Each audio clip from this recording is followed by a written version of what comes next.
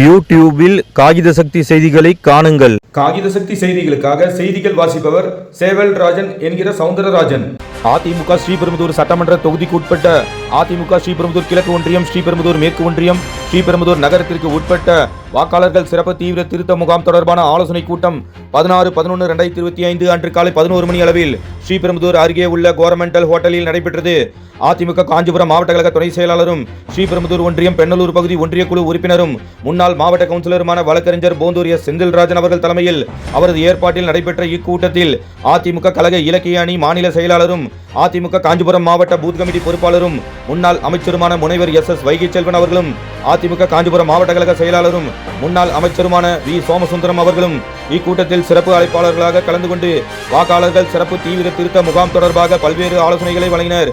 மேலும் இக்கூட்டத்தில் அதிமுக அனைத்துலக எம்ஜிஆர் மன்ற இணை செயலாளரும் முன்னாள் நாடாளுமன்ற சட்டமன்ற உறுப்பினருமான காஞ்சி பன்னீர்செல்வம் அவர்களும், அதிமுக குன்றத்தூர் ஒன்றிய கழக செயலாளரும் ஸ்ரீபெரும்புதூர் தொகுதி முன்னாள் சட்டமன்ற உறுப்பினருமான மதனந்தபுரம் கே பழனி அவர்களும், அதிமுக தென் சென்னை வடக்கு மேற்கு மாவட்ட தகவல் தொழில்நுட்ப பிரிவு துணை செயலாளரும் பூத் கமிட்டி பொறுப்பாளருமான கமலேஷ் பாபு கலந்து கொண்டு ஆலோசனைகள் வழங்கிய இக்கூட்டத்தில் அதிமுக கழக இளைஞர் மற்றும் இளம்பெண்கள் பாசறை மாநில இணை செயலாளரும் ஸ்ரீபெரும்புதூர் ஒன்றிய குழு முன்னாள் துணைத் தலைவரும் இருங்காட்டுக்கோட்டை ஊராட்சி மன்ற தலைவருமான இருங்காட்டுக்கோட்டை எஸ் சிவகுமார் அவர்கள், ஸ்ரீபெரும்புதூர் அதிமுக கிழக்கு ஒன்றிய கழக செயலாளரும் எறையூர் முன்னாள் ஊராட்சி மன்ற தலைவருமான எறையூர் இபி முனுசாமி அவர்கள், ஸ்ரீபெரும்புதூர் அதிமுக மேற்கு ஒன்றிய கழக செயலாளரும் சிங்கிளிவாடி முன்னாள் ஊராட்சி மன்ற தலைவருமான சிங்கிளிவாடி எஸ் ராமச்சந்திரன் அவர்கள், ஸ்ரீபெரும்புதூர் நகர கழக அதிமுக செயலாளர் போந்தூர் மோகன் அவர்கள் ஆகியோர் முன்னிலையில் நடைபெற்ற இக்கூட்டத்தில் அதிமுக காஞ்சிபுரம் மாவட்ட அம்மா பேரவை துணைத் தலைவரும் காற்றம்பாக்கம் ஊராட்சி மன்ற முன்னாள் தலைவருமான காற்றம்பாக்கம் மோகன் அவர்களும்,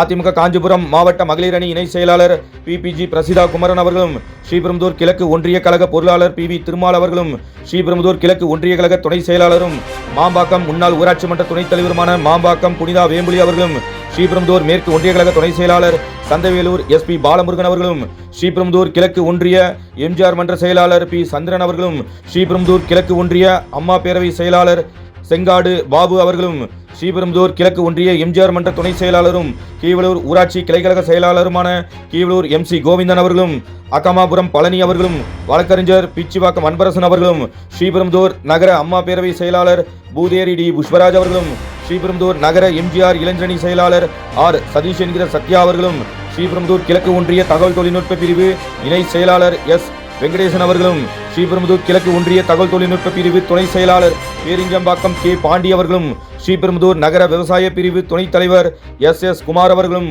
ஸ்ரீபெரும்புதூர் நகர 10வது வார்டு வட்டக்கழக செயலாளர் டி ரமேஷ் அவர்களும், ஸ்ரீபெரும்புதூர் நகர 5வது வார்டு வட்டக்கழக செயலாளர் எஸ் செந்தில்குமார் அவர்களும், ஸ்ரீபெரும்புதூர் நகர 10வது வார்டு வட்டக்கழக அவைத்தலைவர் MG ரமேஷ் அவர்களும், கீவளூர் ஊராட்சி கிளைக்கழக செயலாளர் சம்பத் அவர்களும், தண்டலம் சீனிவாசன் அவர்களும், மகளிர் அணி ஸ்ரீபெரும்புதூர் சக்தி உமா அவர்களும், ஸ்ரீபெரும்புதூர் பரத் அவர்களும், தண்டலம் VS ரகுநாத் அவர்களும், குண்டுவிரும்பேடு சரத் அவர்களும் உள்ளிட்ட பலர் மற்றும் பூத் கமிட்டி நிர்வாகிகள் அனைவரும் இக்கூட்டத்தில் கலந்து கொண்டு சிறப்பித்தனர். இக்கூட்ட முடிவில் அதிமுக கழக இளைஞர் மற்றும் இளம்பெண்கள் பாசறை மாநில இணை செயலாளரும் ஸ்ரீபெரும்புதூர் ஒன்றியம் குழு முன்னாள் துணைத் தலைவரும் இருங்காட்டுக்கோட்டை ஊராட்சி மன்ற தலைவருமான இருங்காட்டுக்கோட்டை எஸ் சிவகுமார் அவர்கள் இக்கூட்டத்தில் கலந்து கொண்ட அனைவருக்கும் நன்றி கூறினார். உங்களை தொல்லை செய்வதில் எங்களுக்கு வருத்தம் இருக்கிறது. இல்ல, இன்னைக்கு ஞாயிற்றுக்கிழமை அடிக்கடி கூப்பிடுறாங்க. வலிகள் 5 வருட வலிகள் நமக்கு இருக்குது.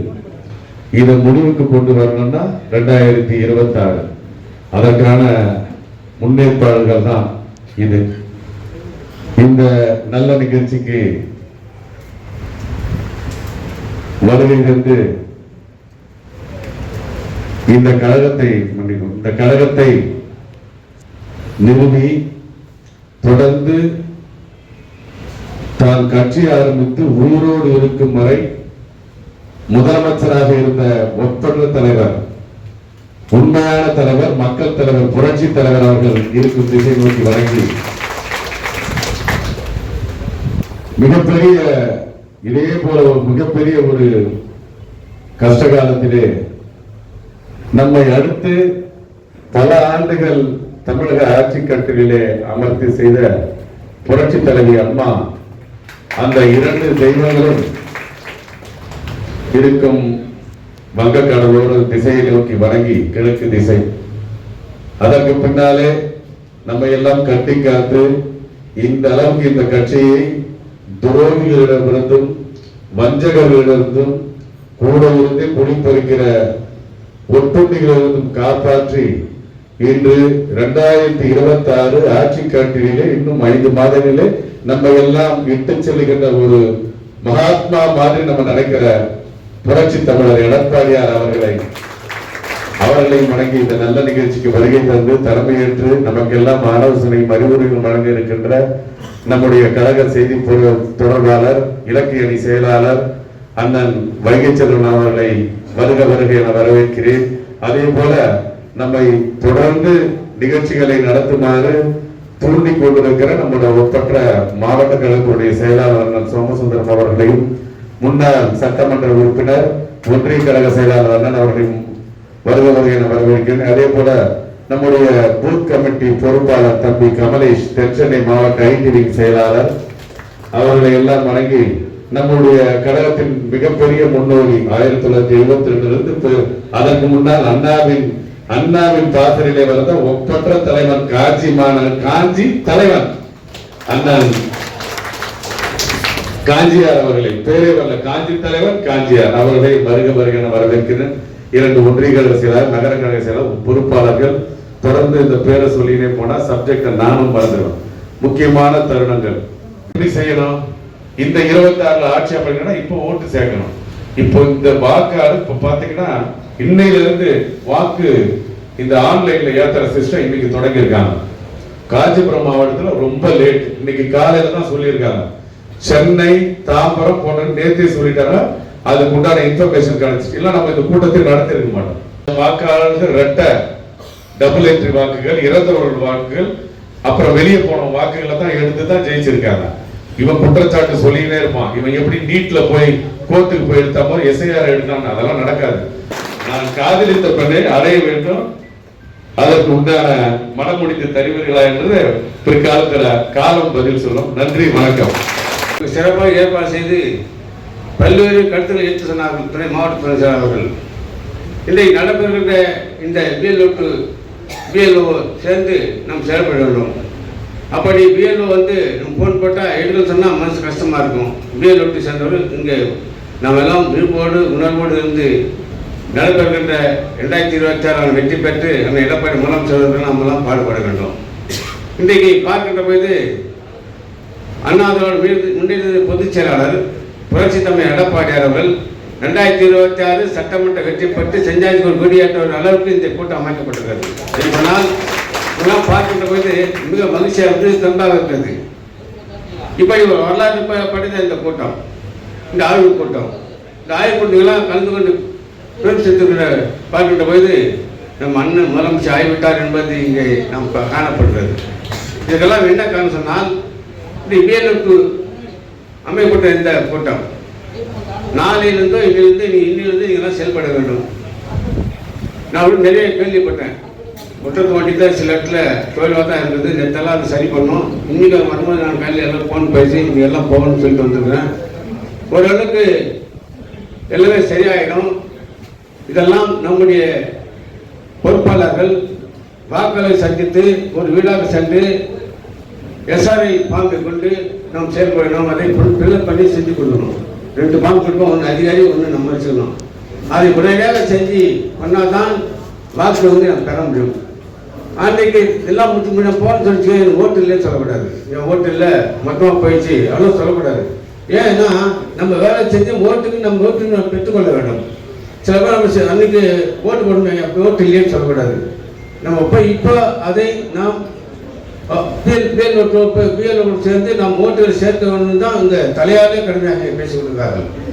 இங்கே வருகின்ற பெரியவர்கள்லாம் தாய்மார்கள்லாம் மற்றும் வாலிபர்களெல்லாம் நீங்கள் சிந்தித்து பார்க்க வேண்டும். நான் போன எலெக்ஷனில் கூட சில இடத்துல போகும்போது ஓட்டு இல்லைன்னு சொன்னாங்க. ஏன் ஓட்டு இல்லைன்னு சொன்னால் நம்ம கேலிஸ் எப்படி சேர்த்துருவாங்க அதிகாரி இந்த கேலிஸால் ஓட்டு இல்லை, ஓட்டு போயிடுச்சு. ஆனால் இப்போ அப்படி இருக்கக்கூடாது. இப்போ நம்ம யாருமே ஓட்டு கிடையாது, தெரியுமா உங்களுக்கு? யாருமே ஓட்டு கிடையாது. இப்போ புதுசாக ஓட்டு சேர்க்குறாங்க. அதுதான் பிஎல்ஓ விட்டு நம்ம போட்டிருக்கோம். நம்ம போய் சேர்ந்து அது எல்லாரும் ஒற்றுமையாக இருந்து ஒரு தெருவாக ஒரு வீடாக சென்று அந்த எஸ்ஆர்ஐ ஃபார்ம் வாங்கி ஃபில்அப் பண்ணி அதிகாரம் கொடுத்து அதை ஃபாலோ பண்ணோம். இங்கே செந்தில் அவர்கள் மிக தெளிவாக சில விளக்கங்களை சொல்லி இருக்கின்றார்கள். நாம் எப்படி இந்த கழகத்திலே புரட்சி தலைவர் புரட்சி தலைவி அம்மா அவர்களுக்கு பின்னாலே மீண்டும் தமிழகத்திலே ஆட்சிக்கு வருகின்ற சூழ்நிலை வருங்கால முதல்வர் எடப்பாடியார் அவர்கள் மிக சிறப்பாக செய்து கொண்டிருக்கிறார்கள். அவருக்கு துணையாகத்தான் இங்கே சொன்னார் பாருங்க, நீங்க தலைவருக்கு வாக்கு சேர்க்கிறது எம்எல்ஏக்கு மட்டும் இல்ல, உங்களை நீங்க தலைவராகிக்கணும், மற்ற கூட்டுறவுத்துறையில பொறுப்புக்கு வரணும், சேர்மனா வர்றதுக்குண்ட வழிவகைகள், இன்னும் கூட்டுறவுத்துறை, இன்னும் வங்கி, இன்னும் பல்வேறு அரசாங்கம் வந்துட்டா நல்ல பொறுப்புகள் எல்லாம் இருக்கு. அது முதல்ல பண்ண மனசுல வச்சுக்கணும். நீங்க அந்த நேரத்தில் இன்னைக்கு ஒதுக்கி ஓட்டு சேர்க்காதோடு அன்றைக்கு சீட்டு கேட்டா கொடுக்க மாட்டோம், அதை எழுதி வச்சுக்கிட்டோம். இல்ல இது நான் சொல்றதுக்கு தப்பா நினைச்சுக்கோனா, இது நீங்கள நானும் உயிர் கொடுத்து செய்ய வேண்டிய வேலை. காரணம், ஒவ்வொரு வாக்கும் தேவையான வாக்குகள். அந்த வாக்குகளை நாம் பெற்றால்தான், ஒரு பூத்துல 1000 ஓட்டு இருக்குன்னு வச்சுக்கோங்க, நீங்க எப்படியே நாம ஒரு 500 ஓட்டாவது வாங்குறதுக்கு வழிவகை பண்ணணும்.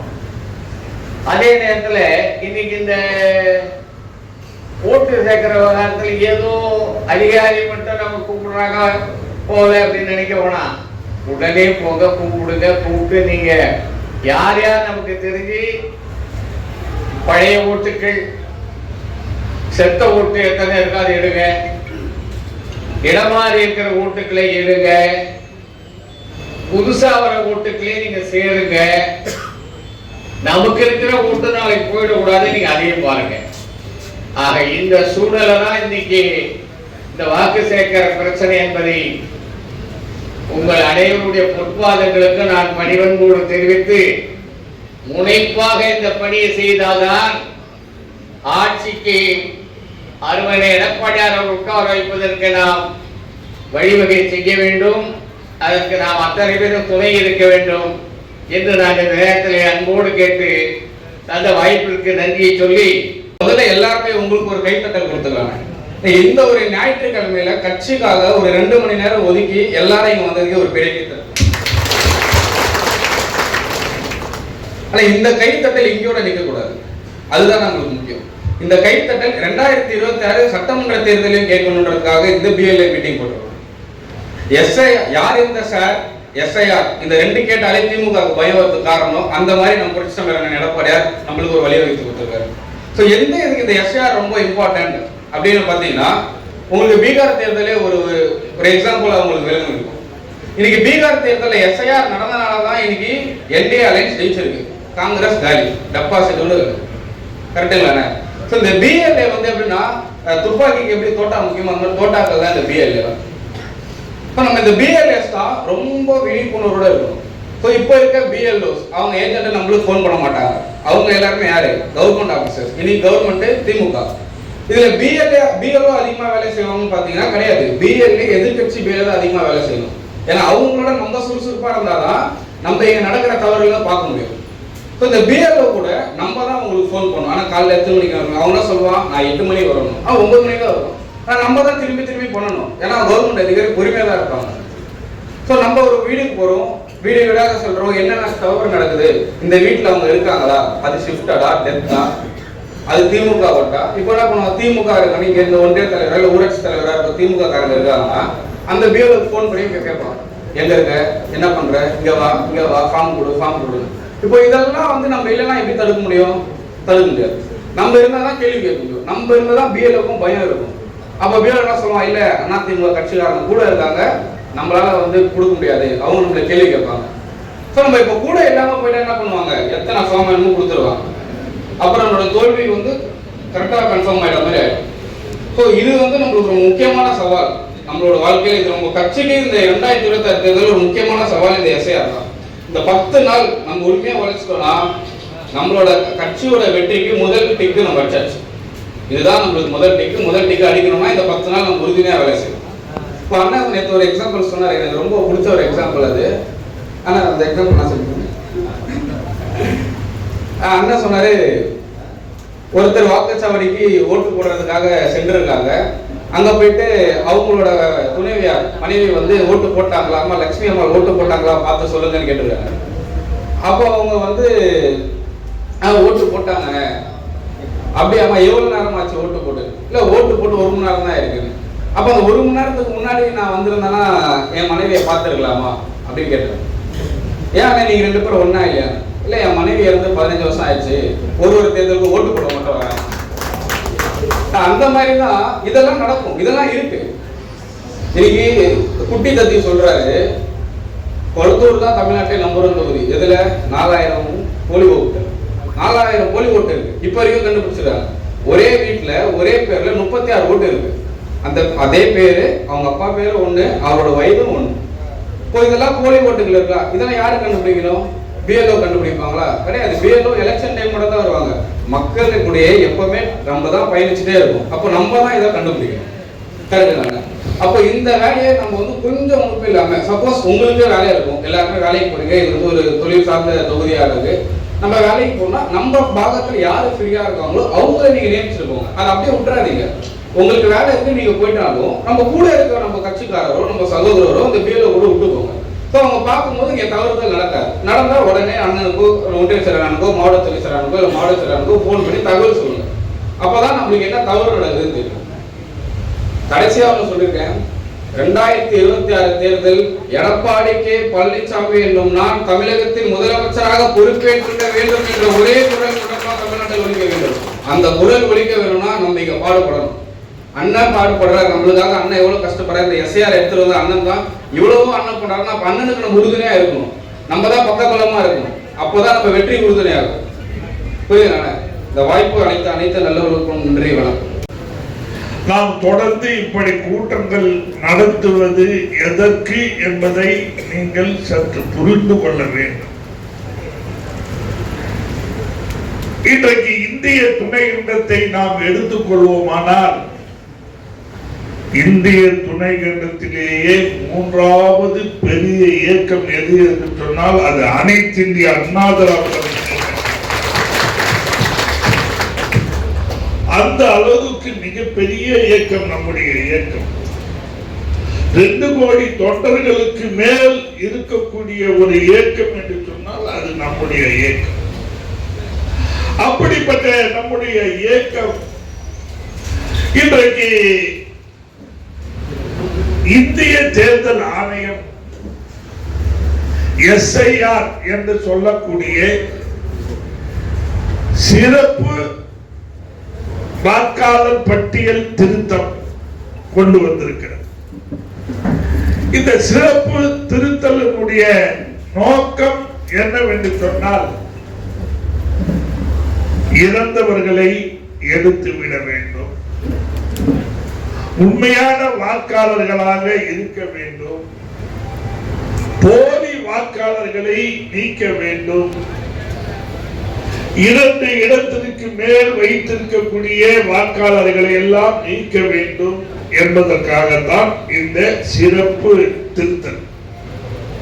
இப்போ எப்பவுமே நம்ம ஒவ்வொரு தேர்தலுக்கு முன்பாக ஒரு வாக்காளர் பட்டியல் சரி பார்த்து அதை விடுபட்ட வாக்காளரை சேர்ப்பதற்கு ஒரு முகாம் நடத்துவோம். சனி ஞாயிறு ஸ்கூல்ல ஒரு முகாம் நடத்துவோம். அந்த முகாமில் நாம போவோம். ஃபார்ம் 6 வாங்குவோம், ஃபார்ம் 7 வாங்குவோம், 8A ஃபார்ம் வாங்குவோம், மாற்றுதலுக்கு எல்லாம் செய்வோம். ஆனால் அது நடைமுறைக்கு வருதான்னு பார்த்தா ரொம்ப கஷ்டம், சிரமம் தான். நாமளும் தொடர்ந்து வாக்காளர் இறந்து போனவங்களை நீக்கணும்னு சொல்றோம். ஆனா தேர்தல் ஆணையம் இதுவரை நீக்கிறதா சரித்திரம் இல்லை. அப்படியே தான் தொடர்ந்து வந்தது. ஆனால் இன்னைக்கு இந்திய தேர்தல் ஆணையம் ஒரு சிறப்பாக, அதாவது 2002 தமிழ்நாட்டில் இப்படிப்பட்ட சிறப்பு திருத்தல் நடைபெற்றது.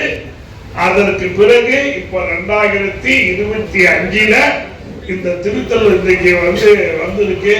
இந்த திருத்தலை பொறுத்தவரை யாரும் ஒன்றும் பயப்பட வேண்டிய, நம்முடைய வாக்குகளை நம்ம அதுல இடம்பெற செய்யணும். அதுதான் அனைத்து இந்திய அண்ணா திராவிட முன்னேற்ற கழகத்தினுடைய வாக்குகளை அந்த வாக்காளர் பட்டியலிலே நாம் இடம் செய்ய வேண்டும். அதுதான், வேற ஒன்று சிம்பிள்.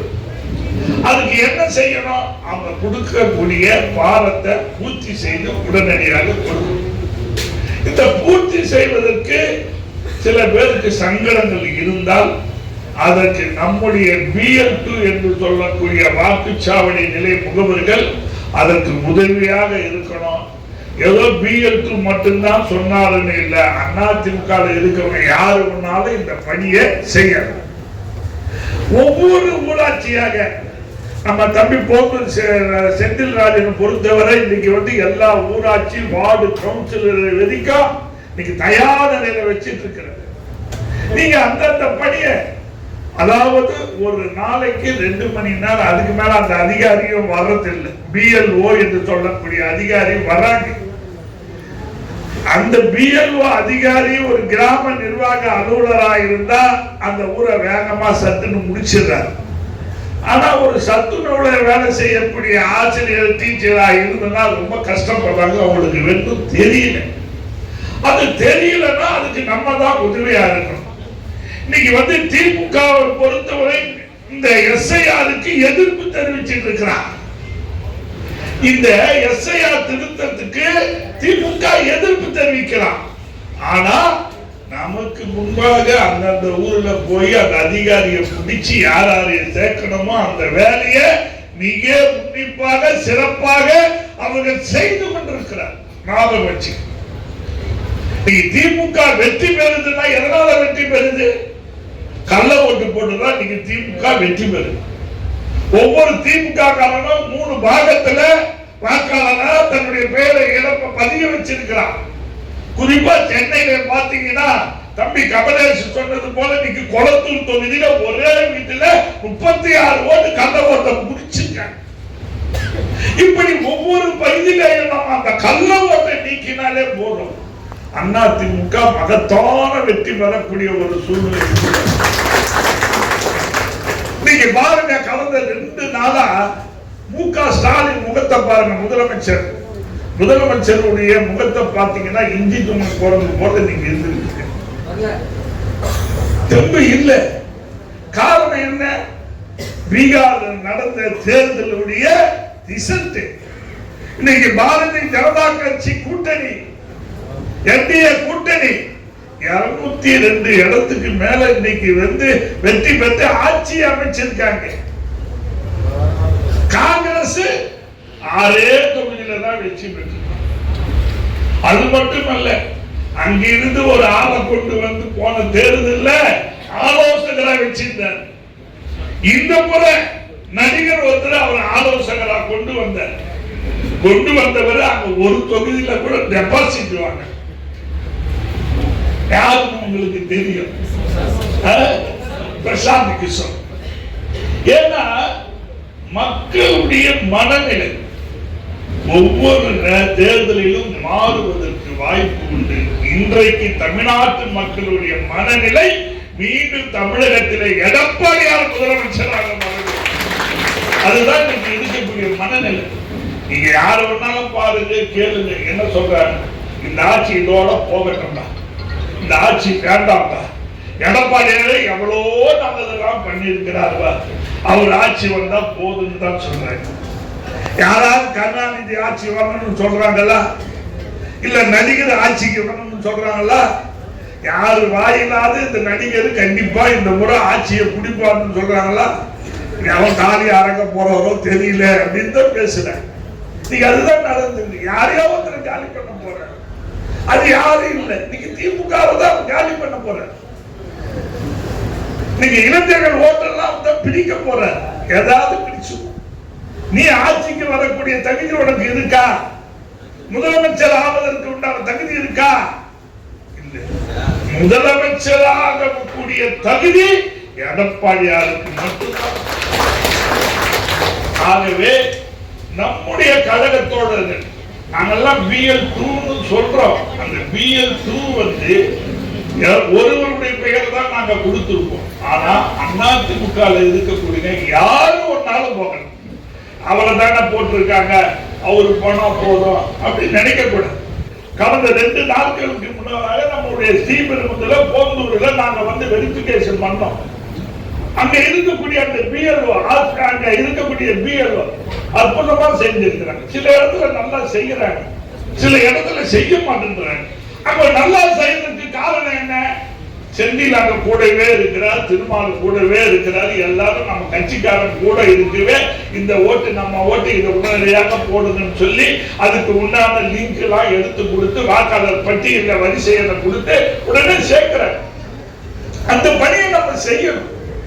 அந்த பணியை செய்யலன்னா நம்ம ஓட்டே இல்லாத போயிடும். ஞாபகம். ஆகவே இந்த பணியை இன்னும் இருப்பது 1 வார காலம், 10 நாள். வருகின்ற 4ஆம் தேதி, டிசம்பர் 4ஆம் தேதியோட இந்த பணி முடிய போகுது. அதுக்குள்ளாகவே நம்முடைய வாக்குகள், முதலில் நம் குடும்ப வாக்குகள், பிறகு நம்முடைய இயக்கத்தினர் இருக்கக்கூடிய வாக்குகள், அதற்கு பிறகு நம்மளோடு தோழமை கட்சியாக வர இருக்கக்கூடிய வாக்காளர்கள் எல்லாம் அந்த பட்டியலிலே இடம்பெறக்கூடிய ஒரு சூழ்நிலையை நீங்க உருவாக்க வேண்டும். அதே போல இன்றைக்கு ஐடி விங் தம்பி வந்திருக்கிறார். இந்த ஐடி விங் பொறுத்தவரை நாம் ஏற்கனவே 9 பேர், ஒரு பூத்திற்கு 9 பேர் நம்ம வந்து தேர்வு செய்திருக்கிறோம்.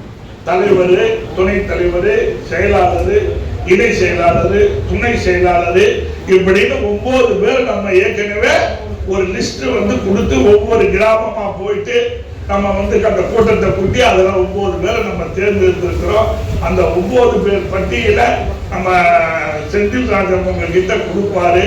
அந்தந்த ஊர்ல இருக்கக்கூடிய ஐடி விங்கை சேர்ந்தவர்கள் அந்த 9 நபர்களோடு இந்த BL2வை 10வது நபராக சேர்த்துக் கொள்ள வேண்டும். அது மட்டுமல்லாமல் ஒரு பூத்திற்கு ஒரு திறமையானவரை, எதையும் சந்திக்கக்கூடியவரை, இன்னும் சொல்ல போனால் அதிமுகவுக்கு விசுவாசமாக இருக்கக்கூடியவரை 11 நபராக சேர்த்து அந்த 11 நபர்களையும் ஒரு வாட்ஸ்அப் குழுவிலே நீங்கள் இணைத்து அதை கொடுக்க வேண்டும். அதற்கு உண்டான தேதியை நம்முடைய செந்தில் சொல்லுவாரு. இந்த ஒன்றியத்துக்கு ஒரு நாள், அந்த ஒன்றியத்துக்கு ஒரு நாள், அதுக்கு கூட்டம் வர வேண்டிய அவசியம் இல்லை. அந்த வாட்ஸ்அப் குழுக்குள்ள இருக்கக்கூடிய ஒருவர் திறமையானவரை நீங்க அழைச்சிக்கிட்டு வந்தா போதும். செயலாளர் தம்பி வந்து அதை வந்து செக் பண்ணி பார்த்துருவாரு.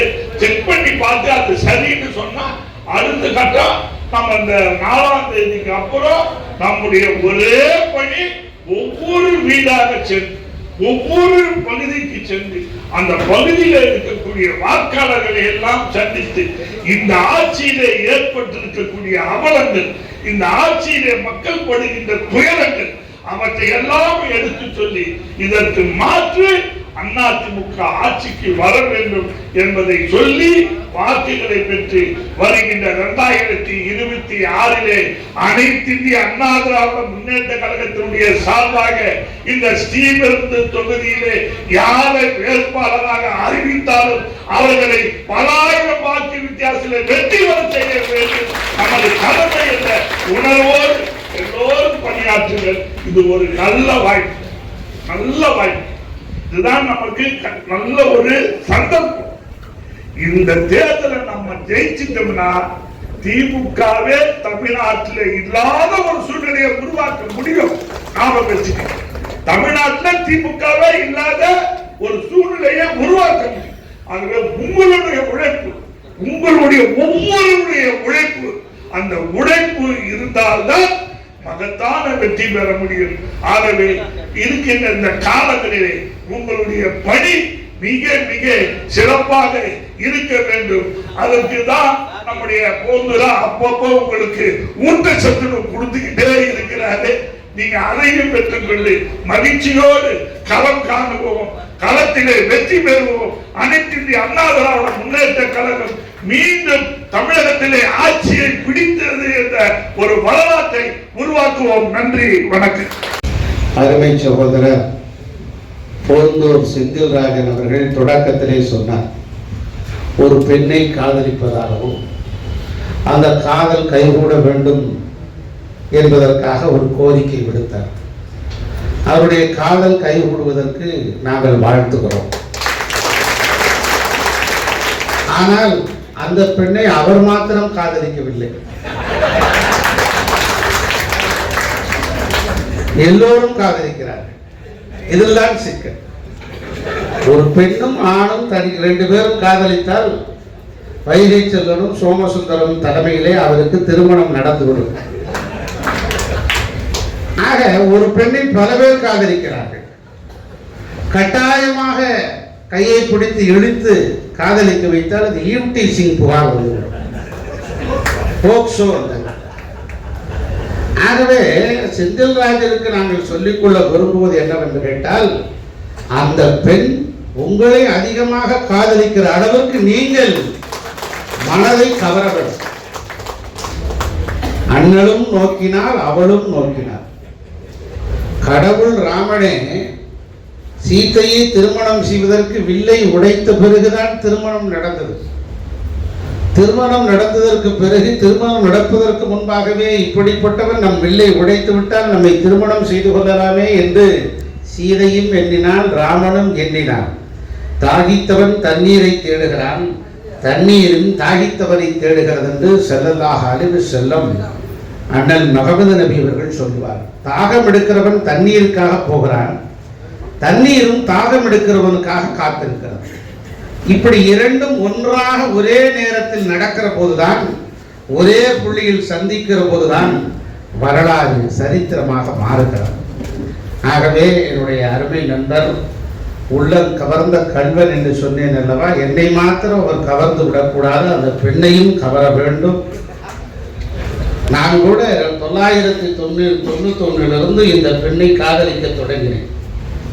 91 நடக்கவில்லை, 96 நடக்கவில்லை, 2001 நடக்கவில்லை, 2006 நடக்கவில்லை.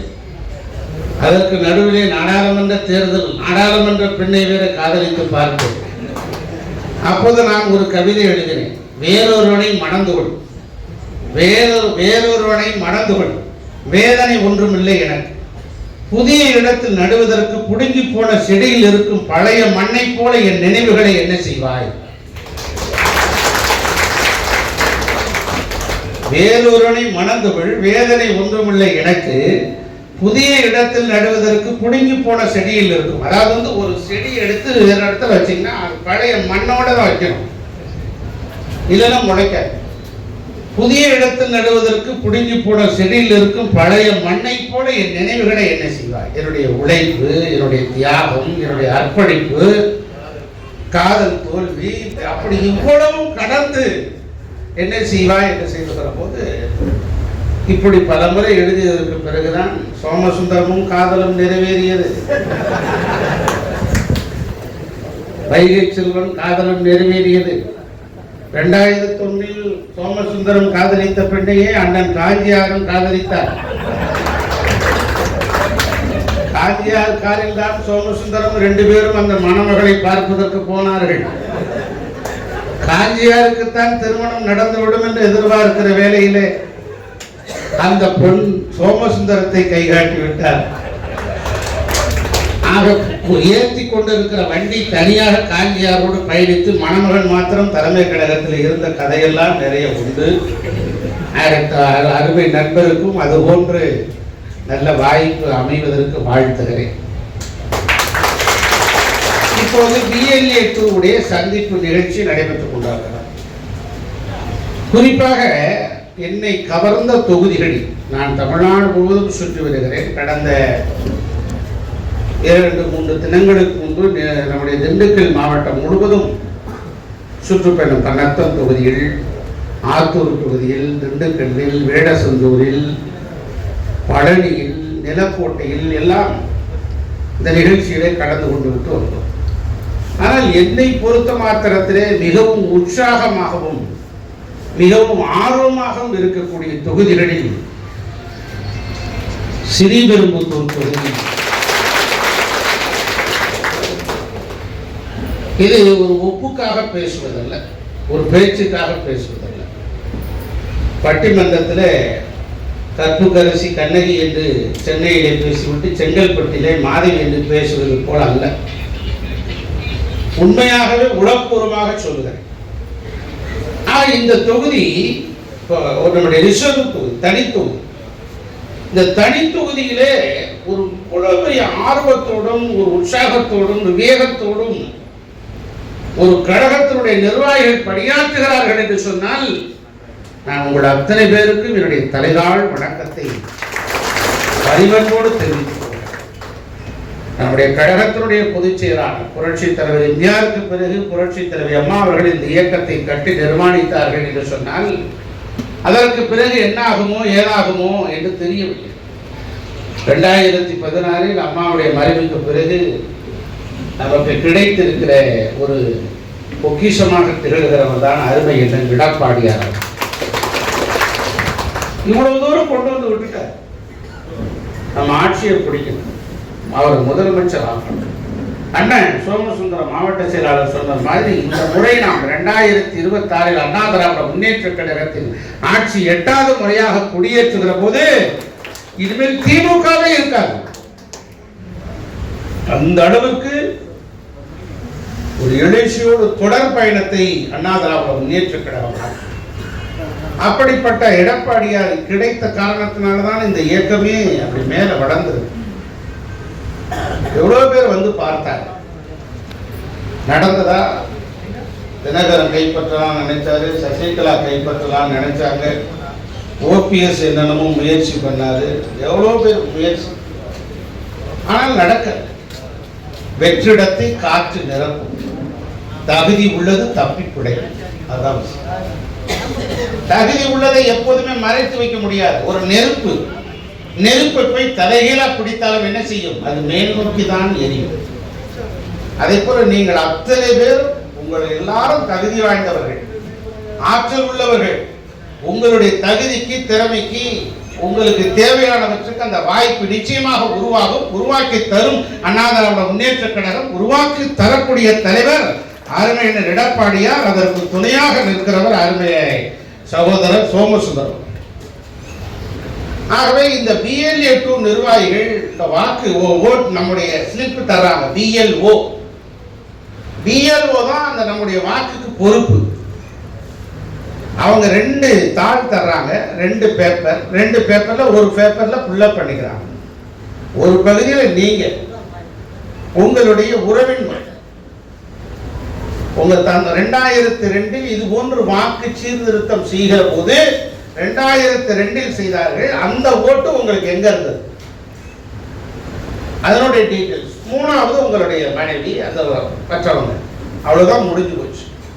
BLA 2 தான் இந்த பணியை செய்யணும்னு அவசியம் இல்லை. அங்கங்கே இருக்கக்கூடிய நிர்வாகிகளும் உங்களுக்கு துணையாக வச்சுக்கோங்க. BLA 2 அவசியம். நீங்க தான் மாப்பிள்ளை.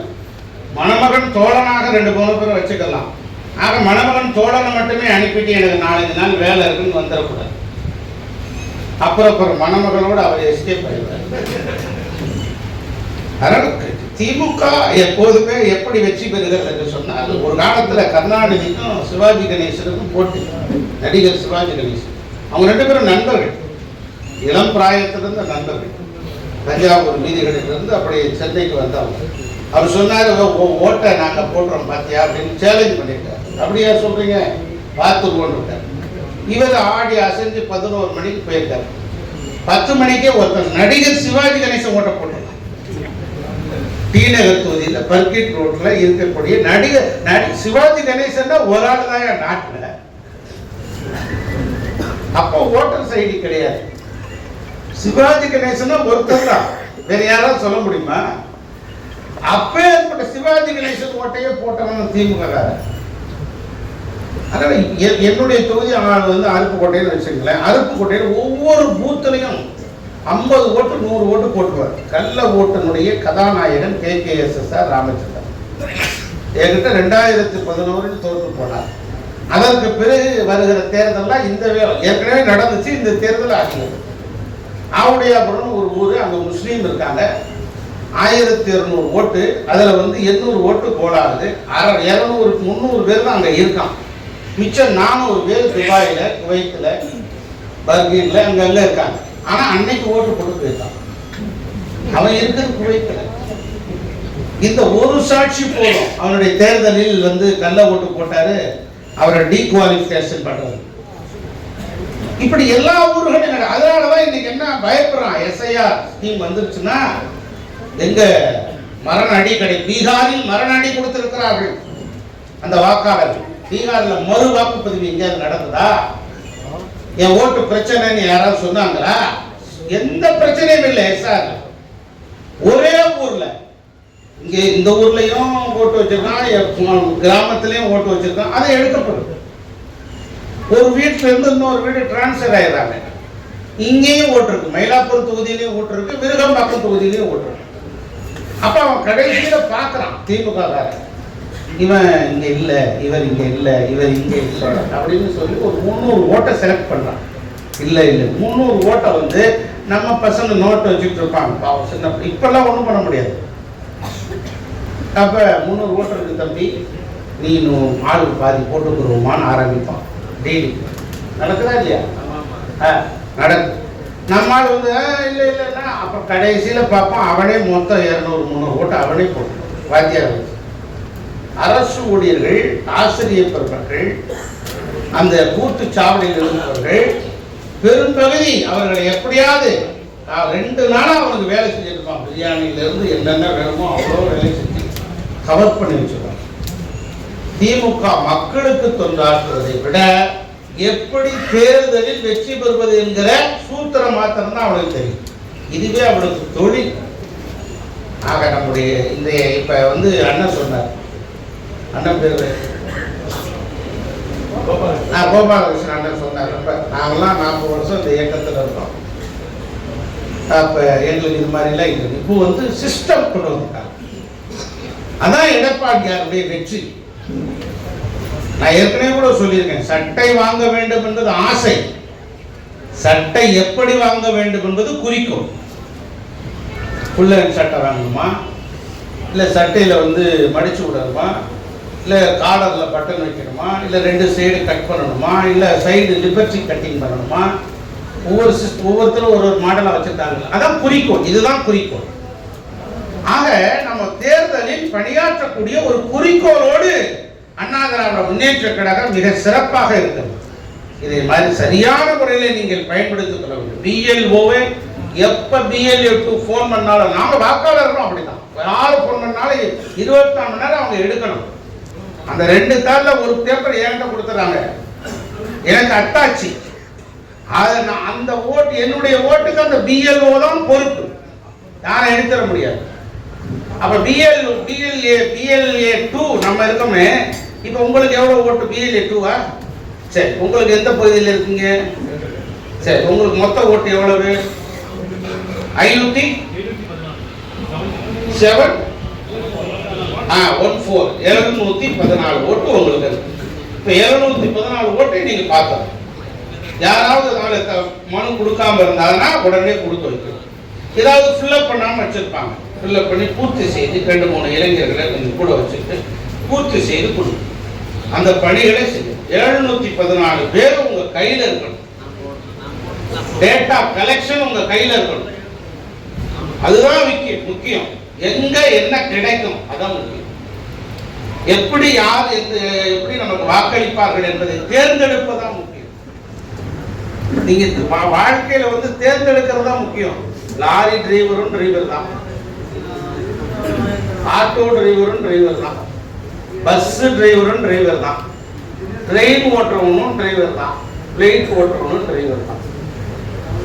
பிளைட் ஓட்டுறவனுக்கும் ட்ரெயின் ஓட்டுறவனுக்குள்ள மரியாதை கீழே ஆட்டோ ஓட்டுறவனுக்கு கிடைக்குதா? தேர்ந்தெடுப்பது தான் முக்கியம். நீங்கள் எங்க இருக்கிறீர்கள் என்பது முக்கியமில்லை, எவராக இருக்கிறீர்கள் என்பதுதான் முக்கியம்.